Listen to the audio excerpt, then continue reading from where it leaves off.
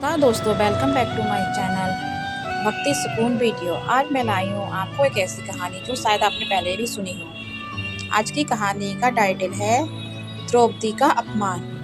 कि किस प्रकार द्रौपदी का अपमान किया गया और किस प्रकार द्रौपदी ने शपथ ली कि वो दुर्योधन की खून से अपने बाल धोएंगी। ये सब मैं आज की स्टोरी में बताऊंगी। एक स्त्री जिसने अपमानित करने की भूल पूरी कौरव सेना पर भारी पड़ गई, जिसने अपने आंसुओं से महाभारत की ज्वाला जला दी। द्रौपदी का जन्म कोई साधारण जन्म नहीं था, वह अग्नि से उत्पन्न हुई थी, राजा द्रुपद की यज्ञ अग्नि से। इसी कारण उन्हें यज्ञ सैनी भी कहा गया। उनकी सुंदरता अद्वितीय थी, पर उससे भी अधिक प्रभावशाली था उनका आत्मसम्मान और तेज। क्या आप जानते हैं, द्रौपदी का जीवन केवल सौंदर्य नहीं बल्कि संघर्ष की कहानी था। तो आज हम जानेंगे इस कहानी में। अगर आपको मेरी स्टोरी अच्छी लगे तो कमेंट में लिखना जय श्री कृष्णा। स्वयंवर और 5 पतियों की पत्नी, ये तो आप सब जानते ही होंगे। द्रौपदी का स्वयंवर रचा गया। एक कठिन परीक्षा रखी गई कि जो घूमती हुई मछली की आंख में निशाना लगाएगा उसी से द्रौपदी की शादी होगी। तभी आपने पूरी कहानी में विस्तार से अभी नहीं लिख रही हूँ, अभी केवल एक टाइटल के रूप में लिख रही हूँ, बोल रही हूँ। यह कार्य किया अर्जुन ने और द्रौपदी उनका वरण कर ली। लेकिन जब पांडव अपने घर लौटे तो उनकी माता कुंती बिना देखे ही कह दिया, जो भी लाए हो आपस में 5 भाई बांट लो। उन्होंने अपनी माता को आवाज लगाई कि माता बाहर आओ, देखो हम क्या लाए हैं। माँ ने सोचा कोई वस्तु लाए हैं, तो माँ ने अंदर से ही कह दिया, जो भी लाए हो आपस में बांट लो। माँ के वचन को धर्म मानकर द्रौपदी को 5 भाइयों की पत्नी हो गई, युधिष्ठिर, भीम, अर्जुन, नकुल और सहदेव की।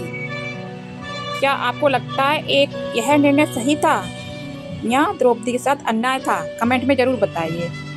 इतना ही नहीं हुआ था द्रौपदी के साथ, आगे देखिए और क्या क्या होता है। जुए का खेल खेला गया जिसमें उनका अपमान हुआ।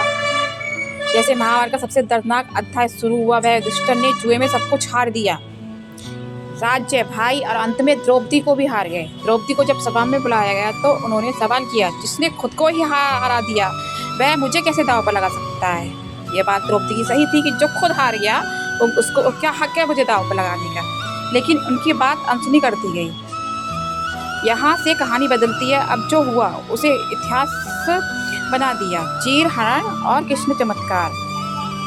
सभा में दुर्योधन के आदेश पर दुशासन ने द्रौपदी का चीर हरण करने की कोशिश की। पूरी सभा मौन थी, यहाँ तक कि धृतराष्ट्र, विदुर, सारे जितने भी बड़े बड़े लोग बैठे थे सारे शांत थे।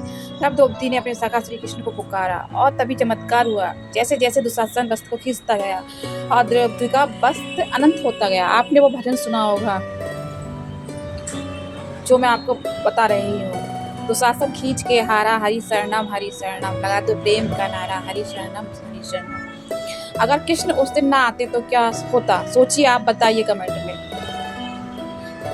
उस अपमान के बाद द्रौपदी ने कसम खाई, जब तक दुशासन का रक्त मेरे केसों को नहीं छुएगा मैं इन्हें नहीं बांधूंगी।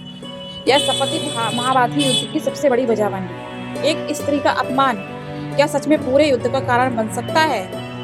महाभारत का युद्ध हुआ कुरुक्षेत्र में। भीम ने दुशासन का वध किया, उनकी छाती पर रक्त लाकर द्रौपदी के केसों को छुआ।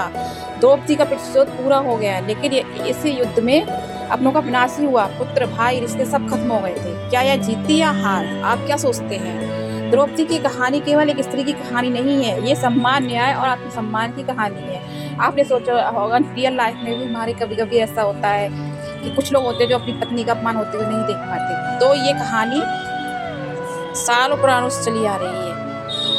जब एक स्त्री अपमानित होती है तो उसका प्रतिशोध इतिहास बदल जाता है। ये एक सच्ची और एक कड़वी सच्चाई है। अगर आपको मेरी वीडियो अच्छी लगी हो तो कमेंट में लिख देना जय श्री कृष्णा और मेरे चैनल को सब्सक्राइब करें, लाइक करें और शेयर करें। मैं आपको ऐसी ही मोटिवेशनल स्टोरी लाती रहूँगी। अगला भाग लाऊंगी अगले एपिसोड में।